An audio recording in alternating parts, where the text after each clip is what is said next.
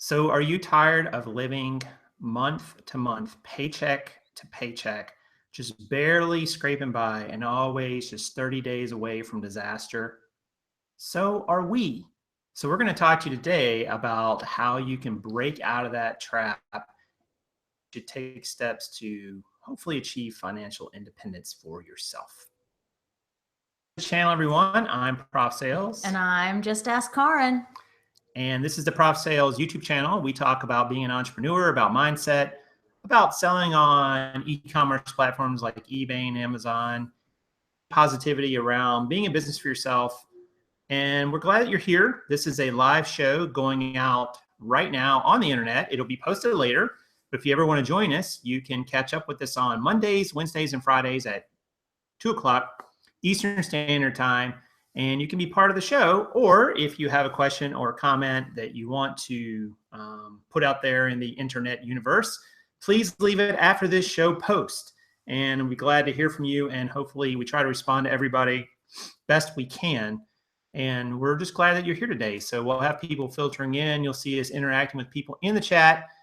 But the first 1/3 of the show, just to reiterate, is usually about the subject matter. Sometimes it's more like half of the show. It just depends. And today may be that. And I'm really curious to see, Kaaren, what people have to say about their finances, not like their specific finances, but just this idea about how we all sort of live month to month. Well, I'm sure people like it.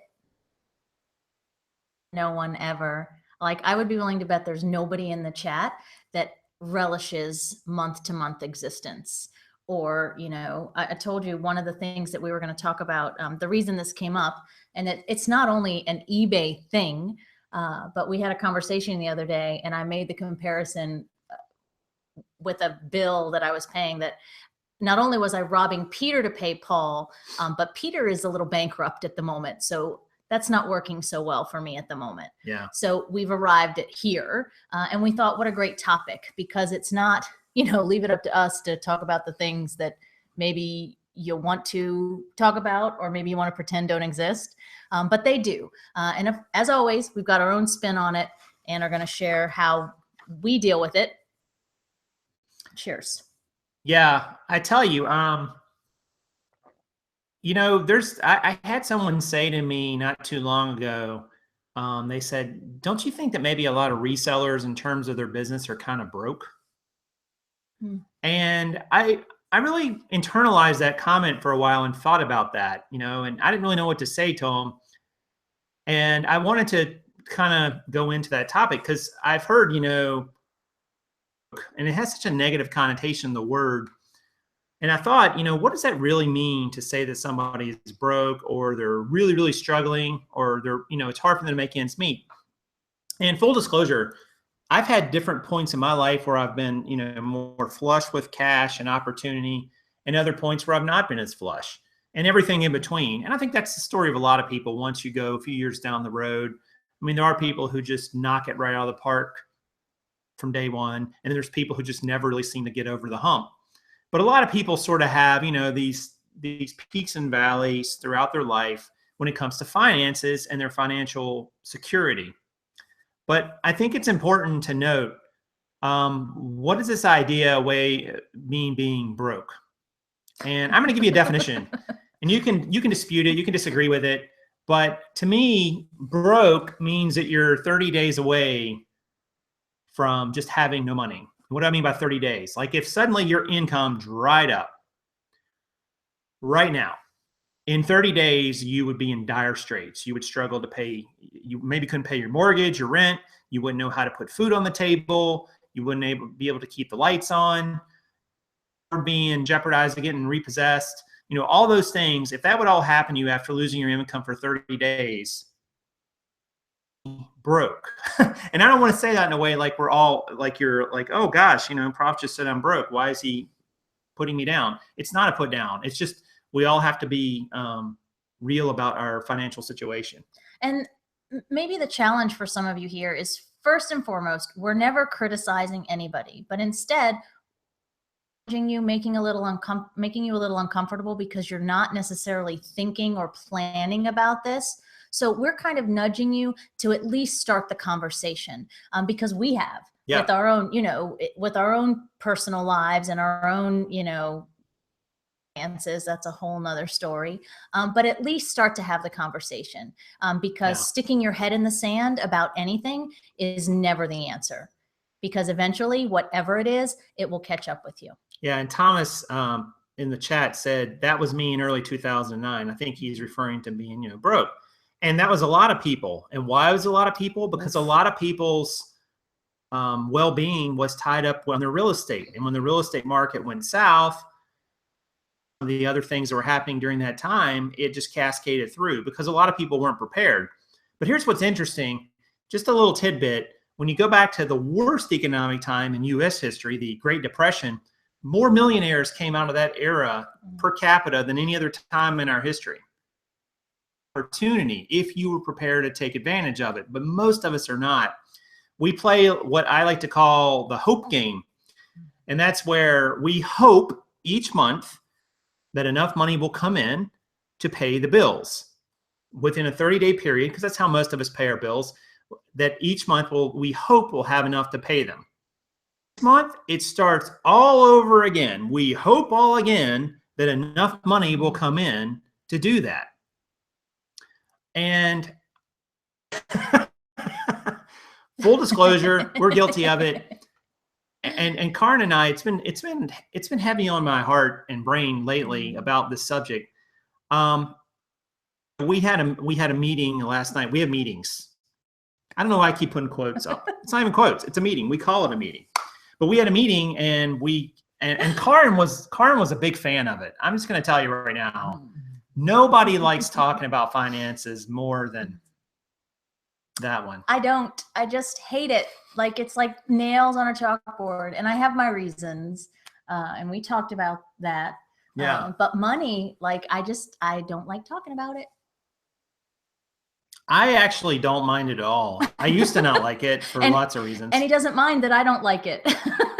No, I just told her, so we got to do something. We got to talk about some things. So, and here's what happens, guys. And I'm curious in the chat, like, and afterwards, how many of you guys do this? So say you come into a situation where you get a promotion at work. Let's say you're working a full-time job, or, a bit of money, whatever. But your income level goes up. A lot of people does it. Here's your income level, and here's your spending.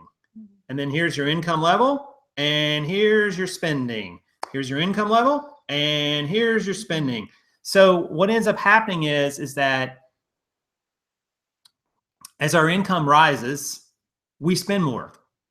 But that creates a really tricky problem when your income drops, because you've gotten used to, you've locked into that now you cannot sustain with your income.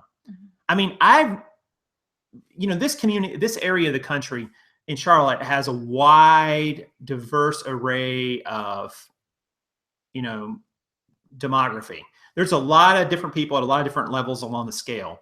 And I used to live in a different area, and the area we live in now is pretty nice too. But I had friends who lived in, $2, $3, $4, $5 million homes, expensive homes for this area. That's really expensive. That's expensive most places, but they were lifestyle poor.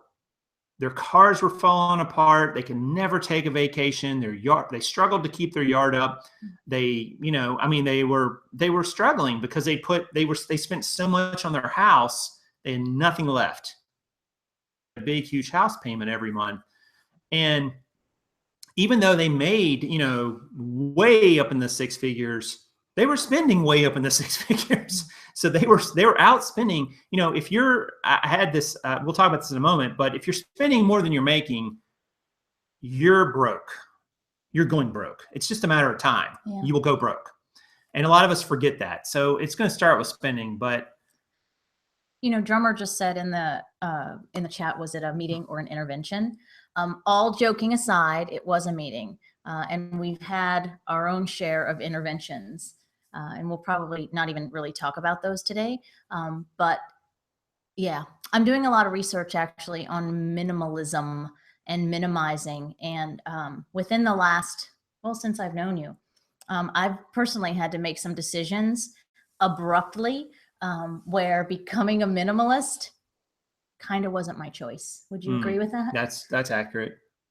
So yeah, in this instance, last night was definitely a meeting and definitely a step towards, what is this going to look like 1 year from now, 2 years from now, 5 years from now? Being self-employed, we've got all kind of things to consider, like health insurance, retirement. How do we want to spend our golden years, right? Yeah, so, not quite there yet, but but there's also personal things going on where other people are, and it's not going so well for them. So yeah, and Jessica says, my husband's a spender, I'm a saver, and we decided to keep separate bank accounts to avoid arguments, and we avoid money conversations unless we absolutely need to.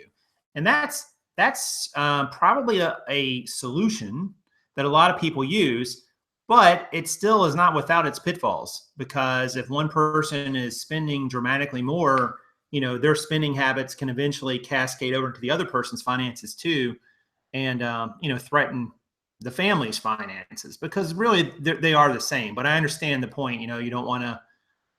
That's probably a topic for a whole nother show. And speaking of solutions, that kind of ties into what we've been talking about of late and how we would solve it, right? Yes. So I asked Kaaren last night. I said, so Kaaren, give me your numbers. Whew. Give me your numbers. Like, give me what you're worth. Give me how much money you got in the bank. What do you owe? What's your net worth? Those sorts of things. Crickets. I wish I had a cricket sound right now. That is not true. You didn't get crickets. You got something else. You didn't get crickets. That's kind of true. But the point is that, and it's hard. You've got to take stock of where you're at. Because if you don't take stock of where you're at, you have no chance of figuring out where you want to go. I mean, that's like, hey, I want to go to I want to go to this country, but you don't know where the one you're at. So which direction do you even head? You got to know where you're at before you know where you're going. And I have, as a couple, an idea about, we actually had the separate account thing that Jessica was talking about. And we were on different pages about some things, not drastically different, but we definitely were about, just kind of like where we were and what we wanted to do and so on. And I realized, that's not going to work. Like, I can't be going in one direction and she's going a different one. Yeah. And it's not like anybody has a spending problem. That's not it at all. Like, I think we both have a really good handle on day to day. And there's no like, like, I'm not buying 10 pair of shoes. Like, I'm not that girl. Not that if you are, it's a value judgment or whatever, but that's not the issue. It's not somebody's overspending or somebody's, going to the club all the time. That is not it at all. I do not spend time at the club. All right. So, because people thought maybe. There was a chance that was happening.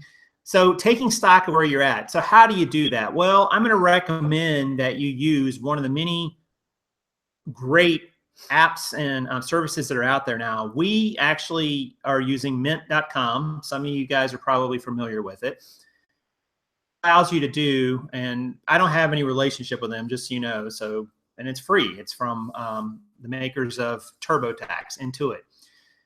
Mint allows you to import all of your account info, your debts, your investments, your bank accounts, and so on, so that you can see it all in one place. You can see how much money you got and how much how much you owe and how much is going out. And both of our accounts. Well, together. I have a mint, but I never used it. So I wasn't a fan. I didn't see the value.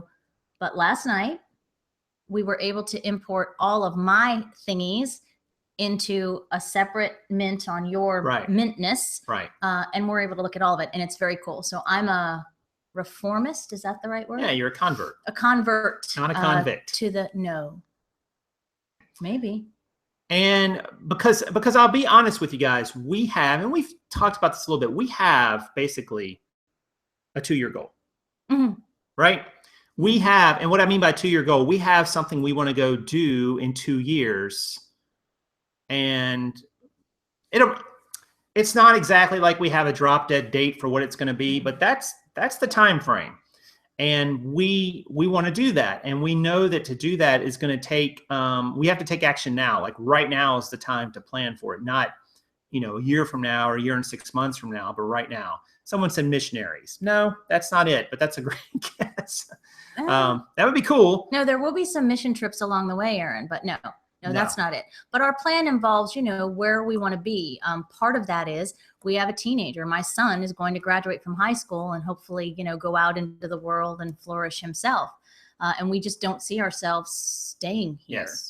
Yes. And Debbie says, do you upload your personal info into Mint? It's your account. So what happens is it logs into basically so cool. like your bank account, let's just say. And it keeps track of it right there. And it's always kind of syncing with it on a routine basis. So you can always see what's gone in. So it's basically just replicating what your logins and things would be to your accounts, but it puts them all in one place, because depending on how you're set up, you may not have all your stuff in one place. You may have this account over here and this investment account over there and a savings account over there, or 1,800 accounts like somebody who's sitting here. Oh my gosh. No, well, I have one credit card and that's it. How many do you have? Bank accounts. Let's talk about those. I have like 10 savings accounts. Sue me. Whatever. And they all have different names and different amounts. And I'm like, boy. It doesn't cost me anything. Move on. Nothing to see here. I'm just picking on you. But it allows you to have them all in one place, which is really cool. Yeah. And one other thing about Mint, automatically pull wicked cool. So it can automatically not only pull the balance, the next payment due, but it also will post the interest rate. Right. And what was cool about that to me was that I can't even sign on, like on my union that I bank with. Don't even get him started on that. He's not a fan of my credit union. But anyway, when I go to look at my accounts on my credit union website, I can't even see what the current interest rate is. Like, what am I gaining on my savings account? But Mint has it right there. Like, if we click on that account, boom, it's there. So it's not only pulling all the banking information, the credit cards that you have, the auto loans, but what's also cool is that you can also put in their budget line items that aren't pulling from somewhere. Like, you can actually make a budget, which will include all of those set things that you're already paying from all these other sources, but then you can put in things like food, gas, sourcing, if you're going to put your business budgets there. Yeah. Like, you can put all these hypotheticals and variables, and it's really neat. Yeah, and just so you guys know, as far as I know, Mint's free. There's no charge to use it. And we use the desktop version. There is an app too. It doesn't have quite the same level of functionality, but it's still there. I just prefer to see it on the laptop. It's just a little easier to use than on a phone or tablet, like most things that are financial oriented. But Mint will allow you to see, and it doesn't have to be Mint. There's other options out there, but Mint will allow you to see and take stock of where you're at. And that's important. You've got to do that, guys, if you want to break out of this living month-to-month cycle of, being 30 days away from disaster. Another thing I want to mention real quick, don't beat yourself up for the past. It is the past and the future is now. It's starting now. So if you pull all your stuff into Mint and you see, you're like, oh my gosh, I spent $187 on lattes last month, whatever. I mean, you did it. Like, you did it. It's done. And now we're going to, move forward from that. So you can't live there in all this regret with everything you see. So the big thing that I really liked about Mint, and any of these apps will do for you, and Kaaren was at first she didn't like it, but she kind of started to grow it grew on her, is you can create a budget or a spending plan, if you want to call it that, if you want to be more positive minded. But you can create a budget, and you need to kind of create a budget. And here's kind of what I recommend. Be realistic with a budget. You can break it out into categories, and you can show, all right, food, my mortgage, how much am I going to spend on gas? What about my power bill? And go back and look at sort of what you've been spending, maybe to get an idea. and create a budget. And it's what it'll allow you to do. Let's say your food budget, let's say it's a family of 4 and your food budget's $1,000 a month, let's just say. You're going to put that in there as $1,000. And every time you spend on groceries, it's got a bar with $1,000. And every time you spend, say you go spend $100, well, the bar moves 10% this way. Hey, you've used 10% of your budget this month. If you spend another 100, it's 20%, so on and so on. So it's kind of showing you visually every time you log in how you're doing on that budget. And you should do this for like 30 days, I think, and kind of see if your goals are realistic. And then I'm going to predict, financial advisors will tell you is true, the fact that you're now tracking your spending is going to make you more conscious of things. It's going to make you more conscious of, because I was drinking a Monster energy drink every single day, with pretty much without fail. I didn't drink 2, but I would drink 1. $1 a month. I mean, that's $800 a year. I mean, that adds up. That's not a tiny amount of money. And I'm like, can I get away from this? It's 800. What am I really getting the value for that I thought? And I wasn't. So, just even seeing that, but using that budget feature in Mint or any other comparable app will allow you to reassess, like, where's my money really going? Because I bet you don't know as much as you think. You probably think, oh, I only spend this much on this category each month. Like, you probably know what your mortgage or your rent payment is, because that doesn't change. But I'm talking about your variable spending. I'm talking about the little incidentals, going out to eat, getting something out of a vending machine, the buying something on iTunes, whatever it is are incidentals. That'll help you figure out what those are. I'm sorry. No more different kinds of energy drinks. We're moving away from that, right? No, to get a different one, a cheaper one. Yeah. Clarence Ninja is very witty today with all the comments, all the stuff. Oh, but yeah. Something called Venom is cheaper, apparently. Oh, yeah. Oh, we got to talk about Dave Ramsey at some point. Somebody's always going to bring up Dave Ramsey when you bring up finances. And nothing against Dave Ramsey. I like Dave Ramsey. But create some sort of budget, guys, and figure this out. And like I said, the first 30 days, it may just be you sort of figuring out if your budget is realistic. Because you got to be realistic. I mean, let's say you are feeding a family of, well, in our case, 3. If you say, well, I'm going to feed our family on $100 a month, going to be pretty much impossible.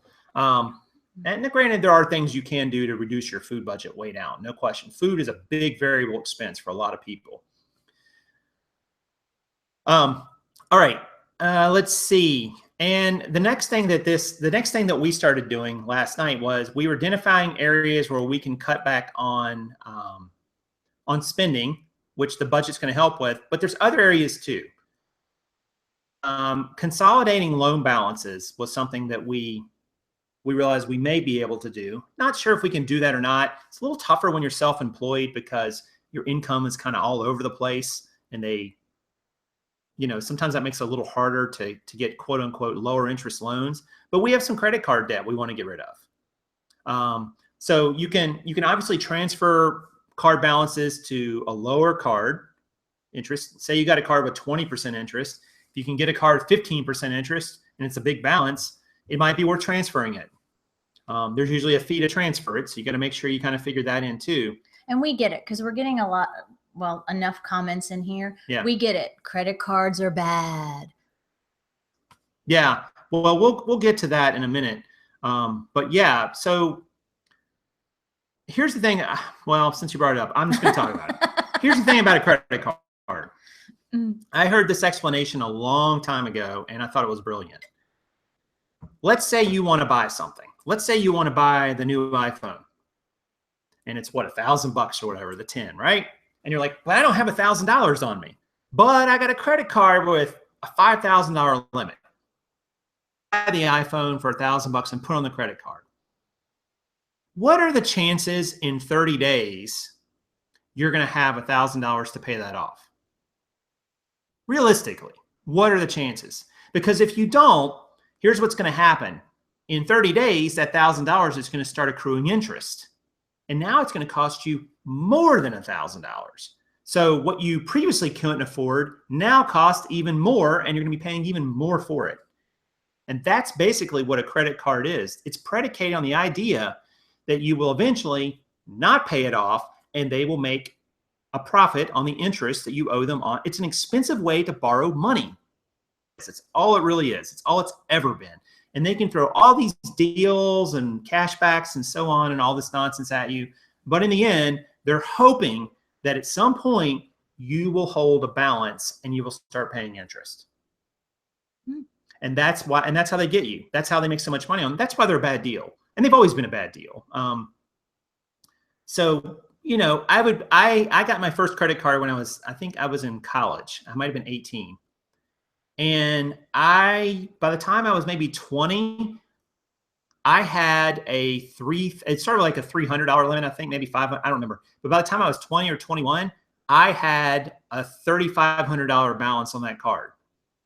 To this day, I cannot tell you one single thing I use that card to buy, because I can guess. It was stuff like food, gas, dumb stuff. Like I was paying interest on food I'd eaten a year earlier. That makes no sense when you think about it.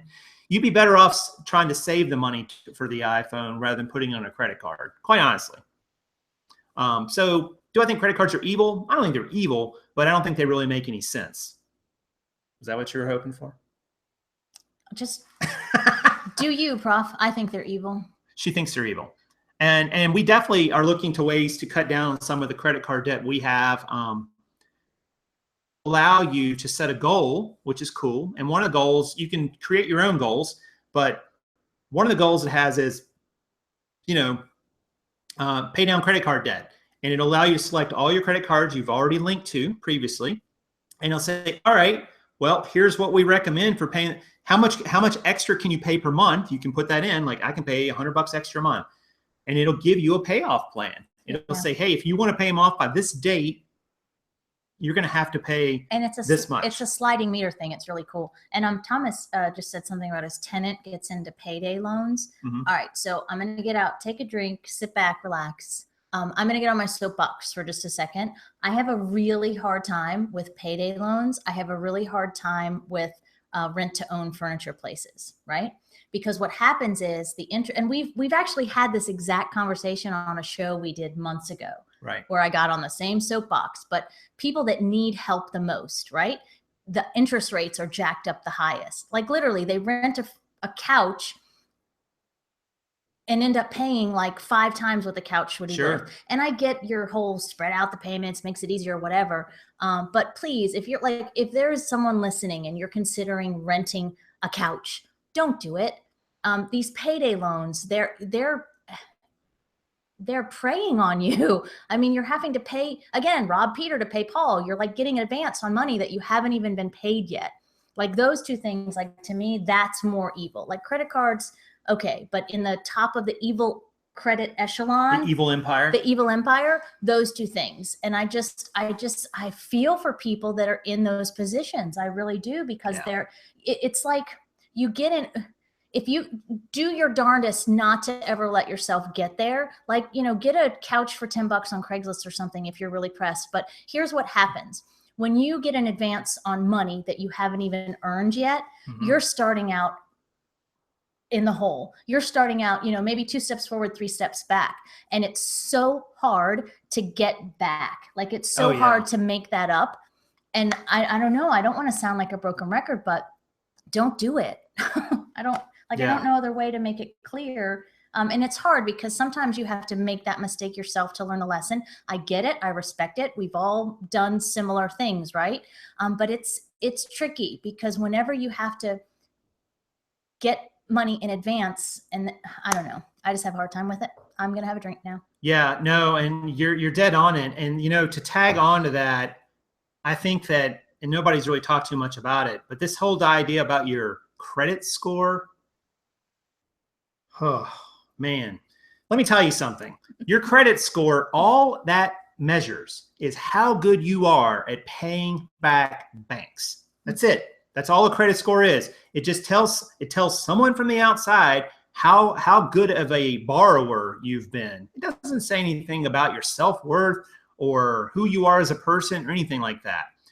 there is a place in life sometimes for credit. I would argue sometimes a mortgage is, because you can leverage other people's money to get a really big rate of return on your investment in a property. But for the most of the time, your credit score is useless.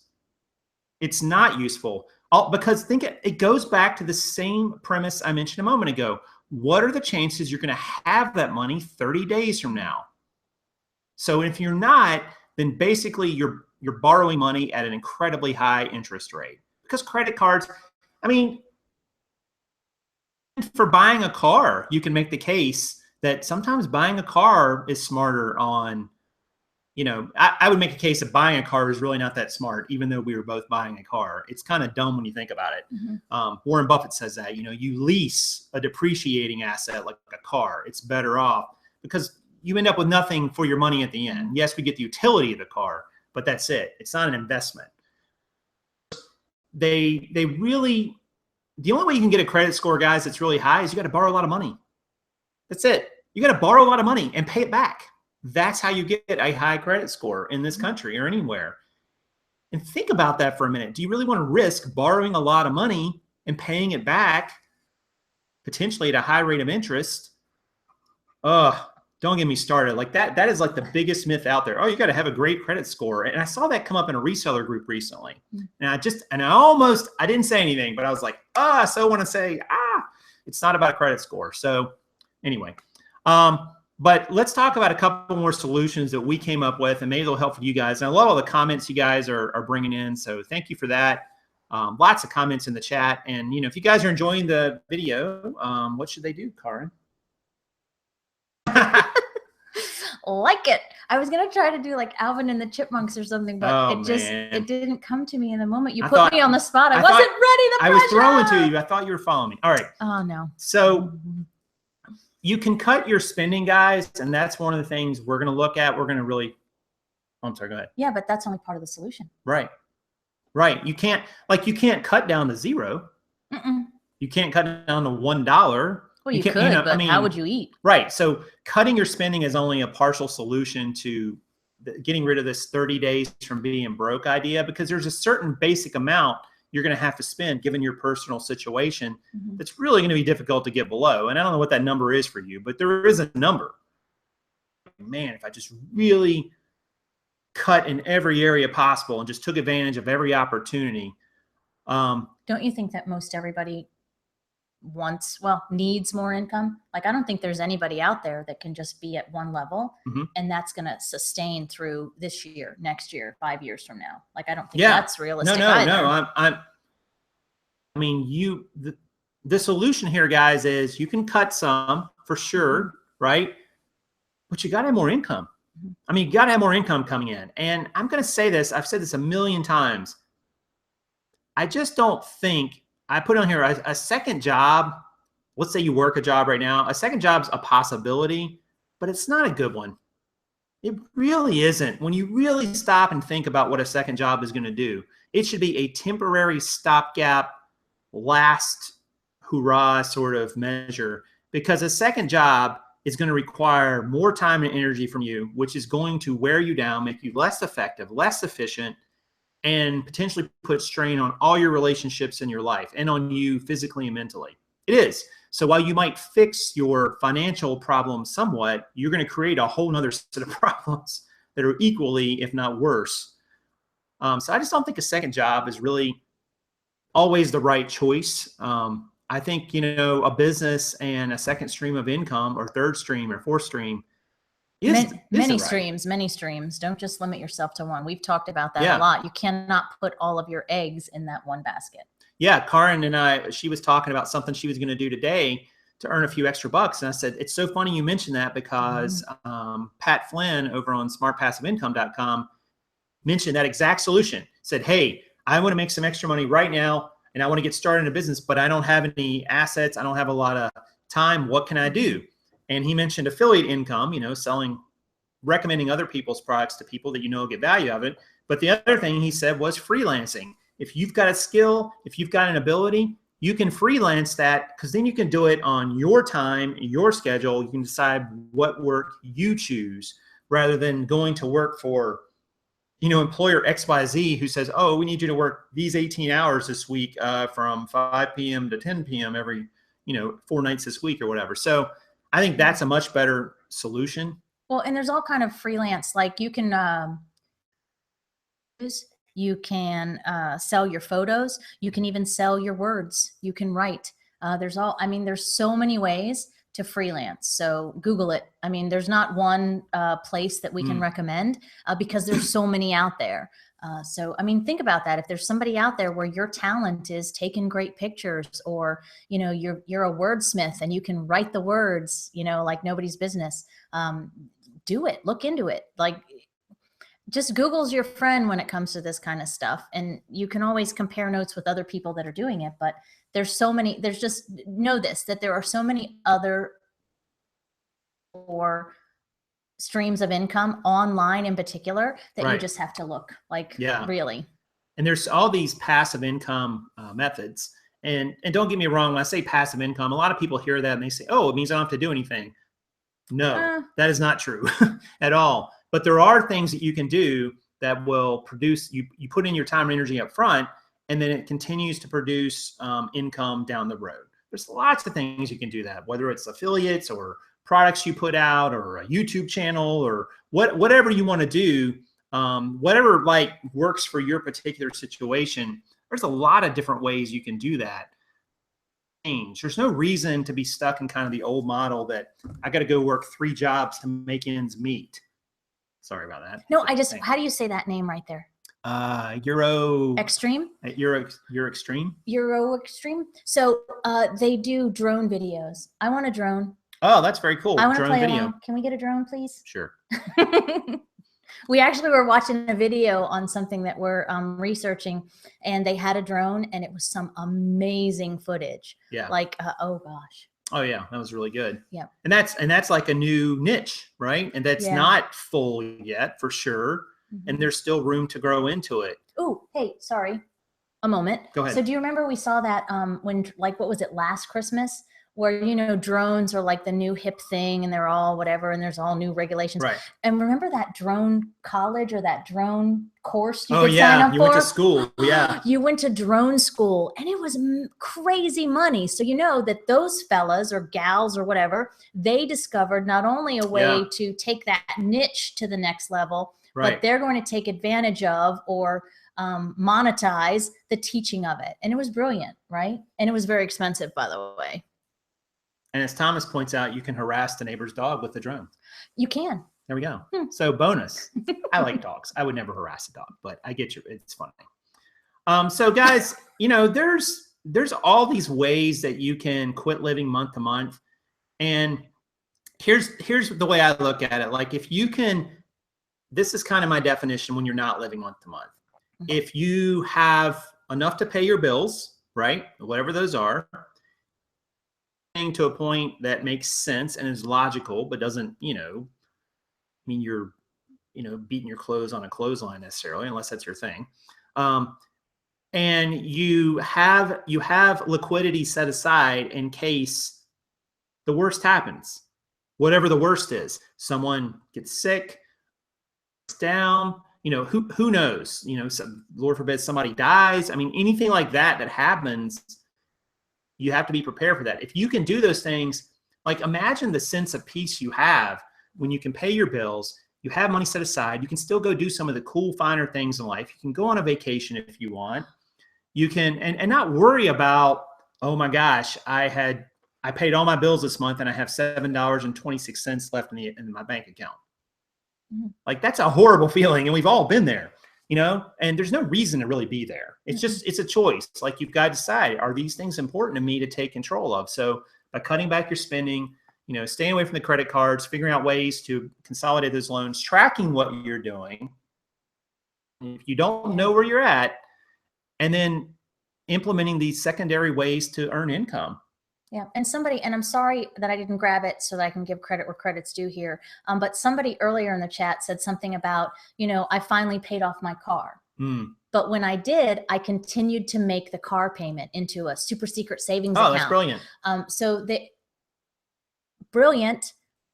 Like, you know, and some folks are talking about, you know, credit cards, this and that. One of the most basic things, if you have like more than one account, for example, one of the things that they suggest to do in remedying, you know, the higher balances, higher interest rates, is you focus on the one with the highest interest rate first. Right. You're getting the biggest bang for your buck. Pay the most for that one, pay it down first, boop, boop, boop, boop, and then you can go into the smaller ones. And then take that payment and roll it over into the other one. That's snowballing. Right. And it takes, yes, and it takes discipline, of course, just like, you know, just like the rolling the, you know, non-necessary car payment into a savings account, but that's brilliant. Oh, look what happened. Red Neckerson resales. Man, that's a lot of ours. Red Neckerson resale. Thank you for the super chat. Really appreciate it. And it's kind of like their motto, $1.73, which I like, because you always know it's them when they do it. So definitely appreciate that. It's like that set amount every time, which is pretty cool. And so whoever's in the chat, check them out. Yes, check out their channel. I don't know what all videos can't remember their niche. I have to think about it for a moment. Well, we should have them on sometime and we'll talk about that's a great point. Stuff. Yeah, so if you guys have other ideas about, you know, saving money, about taking control of your financial destiny, type them in the chat. Love to hear them. And of course, leave them as a comment down below. We're going to, you know, we're going to keep you guys posted on how this kind of goes with this. I don't know if I want to say everything. And it's going to be interesting. Yeah. And, you know, Thomas made a joke earlier and somebody in one of our videos talked about the denim wedding, right? So, yeah. Full disclosure, reminder for those of you that are new to us, we're not married to each other. We're coming together with finances, right? Mm-hmm. Where we're not, you know. Yes. So, I mean, I think that's a relevant point. Yes, absolutely. But we wanted to, it's Friday, guys, so we wanted to share with you guys some viewer questions and comments. Yeah, somebody said it's Friday. Could we please talk about something fun? I don't know if these will be fun or not. So these are actual comments on the channel, and we hope you guys will leave comments too. But let's see. Or maybe after this they won't. They'll be like, "Oh, that prof guy, he'll put my stuff up on there." That's right. If you leave a question or comment, it might come up in real time. Oh, this is like a book. Aim. And so our first question or comment is from Fatty Z1 on our "How Listing Every Day Might Put You Out of Business" video. Okay, so we were unable to tweak our business and gave up. We watched videos on it and ended up with a basement full of stuff that wouldn't sell. The stuff that sold, when put against eBay listing time and expense, PayPal fees, money tied up in inventory, shipping time and expense, it's just not there. If you have thousands of things listed, it's expensive and your house is full of junk. Changing prices and having sales is completely irrelevant, in my humble opinion, IMHO, based on my experience. I had over 300 items listed and was shipping 1 to 6 daily. You end up working for nothing. If you can find a niche, I think it can work. But thinking you can ride around to thrift stores and yard sales and make a lot of money, I don't think so. I don't know about the controversy here. I'm sorry, but I think most of these videos are nonsense. Jason, I went to business school. Talk about something like real, like sales and cost of goods sold, the time value of money, opportunity costs. These things are all hype and feel good, and you'll make money. LOL. So, well, thank you for your comment there, Fatty. What do you got to say about that? I think you set me up. I did not. It happened to be the first one. Well, what do you think? I mean, would people just rather we paint this rosy picture and only talk about the Prof sales channel should change to the social media public face channel, right? And we only tell you the good stuff. Oh, but let's not stop there. Let's make it up as we go too, because people only want to hear about the good stuff, right? Right. Well, I think to her point, or his point, I'm not sure who it is. Fatty's point. To Fatty's point, there for sure have been instances where in the reseller community that we have, I say collectively, I don't mean me necessarily, you necessarily, but we've collectively, people have hyped things to be more than they really are for certain times. That's for sure. And that's going to happen in any industry, on any area of the economy you want to talk about. There's going to be people who say it's more than what it really is. But the reality about reselling is this: it's hard. It's difficult. It's not always super, super profitable. And there's other times it's very profitable. And there's a lot of times in between those two extremes. But as far as, what you're going to make or what you're going to do, your mileage is going to vary. I mean, lots of people make a really great living reselling. Most people probably who are reselling, they're doing it as a hobby. They're doing it as some one-offs. Mm-hmm. It's not, or they get into it and realize it's not for them for whatever reasons. And that's fine. Yeah. There's nothing wrong with that. think it's one thing we always try to say here is one person's experience, good or bad or otherwise, does not tell you everything about that particular subject. And, you know, we had a comment the other day, and if you put it here, I don't know if I can take it, but it was something about, you know, I've listened to all the Facebook groups. I've listened to all the prognosticators. I don't even know if that's applicable here, but it sounds big and important. And I've watched all the YouTube videos and I'm still failing. Like there's something about just because you subject yourself to it, you're not going to learn it through osmosis, right? You've got to put in the time and effort. And again, you might do all of those things and it still ends up at the end of the day that it's not for you. Right. And that's okay too, but it's not enough to, you know, watch all the thingies or buy all the, like somebody's put in the chat, or buy all the thingies or list all the thingies or whatever. Like, you have to take it up a notch. It's next level stuff. If you're going to be good at this, it's just not enough. Yeah, it's always curious to me why we, like, if I'm going to use this kind of extreme example, but it's kind of like me saying, well, you know, I went out in the backyard with Ben and he played catcher and I was a pitcher, and I went out there and I pitched, you know, for an hour or two every day, and I don't know why I'm not in the major leagues. Why am I not a major league pitcher? That was enough, right? Like I did everything I was supposed to. No, you didn't. There's so many other factors that went into that. There's not just the amount of work you put in, but the type of practice and your skill set and your physical ability and your talent. And I kind of feel like we do that in this community sometimes. Somebody will say, well, I did this and this, and it just didn't work, so it doesn't work. Or I tried it, like I sold that once, and it just didn't work. Like, yeah, and I'm not particularly picking on this person's comment. No. But I'm just saying in general, you can't make a blanket statement about an entire niche like that, because it's just it's never going to be very accurate. Or an entire platform. All right, let's move on. I'll read this one. Fine. This is from Bonafide Picker, not Bonafide Hustler, but Bonafide Picker, BP, who also apparently has a channel. Why does it feel that I'm visiting a psychiatrist every time I listen to your videos? It really hits me when you answer a question with a question, LOL. In keeping with the theme of this video, eBay thing is cute and fun and really isn't working, or is it? I really think you should go into psychology, your true path, and you just don't know that I know that's a better plan for your life. Or is it? Oh, all kidding aside, thumbs up, keep it up, and I'll leave you with this. I think that the single best piece of advice, constantly think about how you could be doing things better and question yourself. Elon Musk. Oh, that's grand. Thanks, BP. Yeah, we appreciate that. And we, you know, I mean, this is what you get, what you're seeing right here. What you see is what you get. We're not somebody different behind the scenes or to other people. I mean, this is who we are, and we get on here, we talk about subjects. We also like to have fun. We also like to let our personality show through, and doing anything different than that would be disingenuous and quite honestly insulting to you. Oh, I'm going to get on here and play the Prof sales persona. No, this is just a part of me. It's a part of me, and this is a part of who Kaaren is as well. And that's not for everybody. Some people aren't going to respond to the same way. I totally agree, but I'm not changing, and she isn't either, are you? No.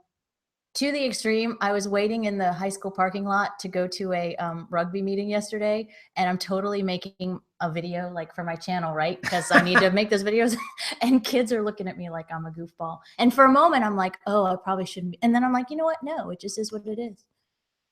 Anyway. And luckily, you know, Ben's good with it, and that's all that matters. Our family supports it. Okay, here we go. My turn. Glasses. This one is all you. Okay, here we go.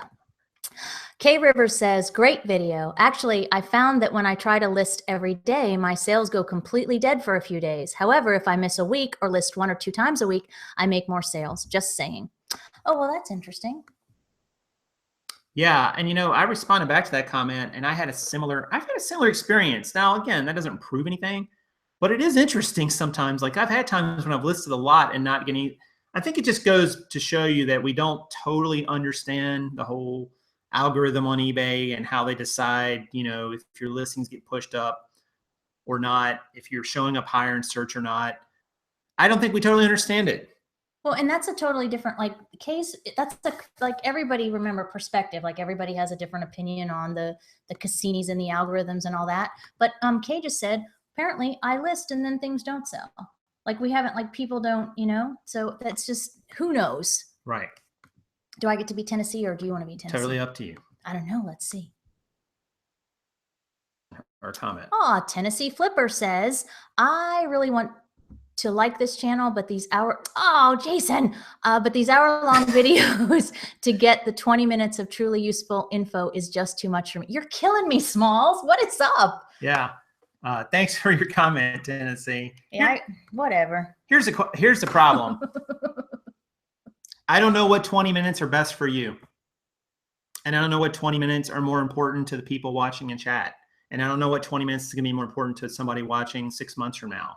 So the reality is we put the content out there. We make it the length it is, whatever that length happens to be. We don't set out every day and think, oh, it's going to be exactly this long. We start the show with the topic. And then, of course, we get into some other topics. And fast forward is your friend. You know, you can scroll along. I mean, it's a live show, so it's never going to be as segmented and formatted as a pre-produced show. You know, no pressure, but I guess we need to make all of the people happy all of the time. It's kind of like you go to a 2-hour movie and you say, well, I only want the best 20 minutes. Well, which 20 minutes are those? Like, there's no way to know that until you watch the movie. So I don't know what to tell you on that. I mean, it's the length it is. You definitely, you know, watch it at 2x speed or something if you want. No, they can't do that either because sure enough, Euro Extreme, I see what you're saying about watching it quicker or whatever. Right. But we had someone even say like, we can't win here. We had someone the other day say, I'm even watching this at 2 times speed and you're still not getting to the point fast enough. Right. And to which I say to that, I'm like, I'm very sorry, but this is who we are. And if it doesn't work for you, then don't watch. Don't watch, you know, I mean, that's reality. Like, it's not going to offend me. What is offensive is when you sit there and keep saying the same thing over and over. And when we've told you this is who we are, it's not going to be different. So who knew that Friday was going to go in this direction? All right, moving on. All right. Last comment. Something that you're not going to like. The last one. Could this is this going to be another setup? Oh, here we go. Blue Moon Relic says, love your videos. Please keep them coming. Resellers help nonprofits like Goodwill and Salvation Army make more profits by being regular customers and moving their merchandise. If not for resellers, a lot of the merchandise would go stale or go to landfills. We are also performing a service for people who cannot afford to purchase regular retail new items and do not have time to go out and shop at thrift stores themselves. Some people think we are trying to take advantage of people, but in reality, we're doing a lot of good, including keeping ourselves off the welfare rolls. Ah, interesting. People don't realize that this is not an easy job. Oh, we do, sister or brother or whoever, and takes a lot of tenacity and patience. Agreed. For those of us who cannot work a normal 9 to 5 due to disabilities, etc., oh, it's a way to earn an honest living. Hear, hear. Cheers. Huzzah. Agreed. Yep, absolutely. I mean, reselling we've talked about that before. It does keep things out of landfills. It does connect buyers and sellers with something they want that they can't find or won't find or don't have the time to find on their own. And why not? I think that's a good thing. Like, I don't think we're doing like some huge service project here, but I think we're providing a service to people that they like and they're willing to pay a premium for. And there's nothing wrong with that. Hold on. Big thanks to our wonderful wrenches, Hank and Lauren. They're both here at the same time. Party in the chat. But I want to say this about that.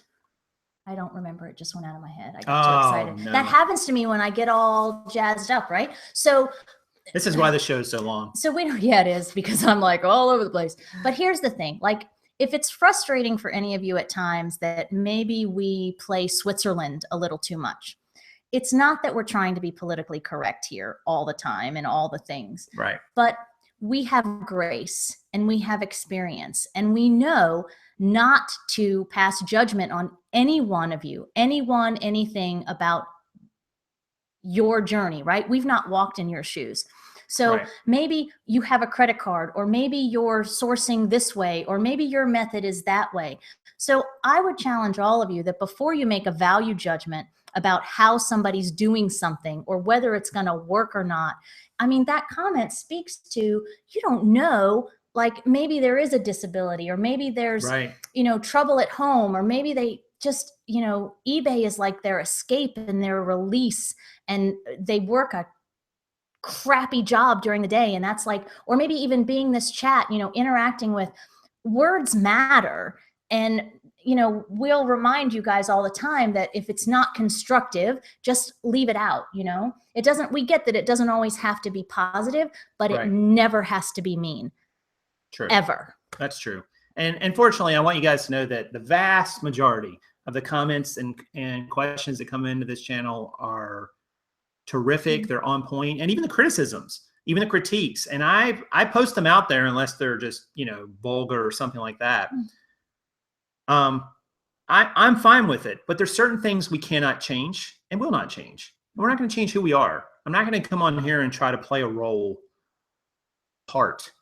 I'm not an actor. She's not an actress. That's not what this is. So we're just going to be who we are. And that's going to probably have things sometimes that you find value in, and other times maybe you don't. And that's totally okay. Yeah. And at the end of all of these, at the end of every day, we're grateful to be here. We're grateful to share. We don't say it often enough. But this is, Jason and I joke about, it's the Prof therapy couch, the reseller therapy couch. And maybe we'll do a show, hang out with that someday. But it's therapy for us too, because we have a teacher's heart to share. And we're both at a point in our lives where, maybe it'll like, if it, like, we believe, I'll speak for me, not you, but I believe, and I think he does too, that even if our words and actions can help one person, it's worth it. It's worth it. What on earth is that? Alex the Pirate with a $10 super chat. Thank you very much. Thanks, Alex the Pirate. Does he even know that you're a pirate? You do a pirate voice? Really appreciate that, man. Alex, thank you so. Those super chats make me cry like every time. So I can't. She does. I do. I can't look. I just cannot, because it just.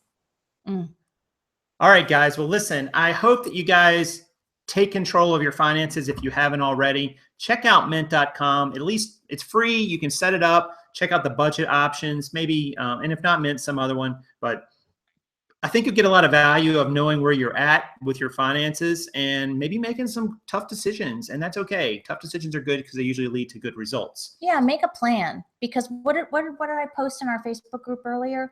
Like a spoken goal without a plan is just a wish. So at least start the conversation. That's brilliant.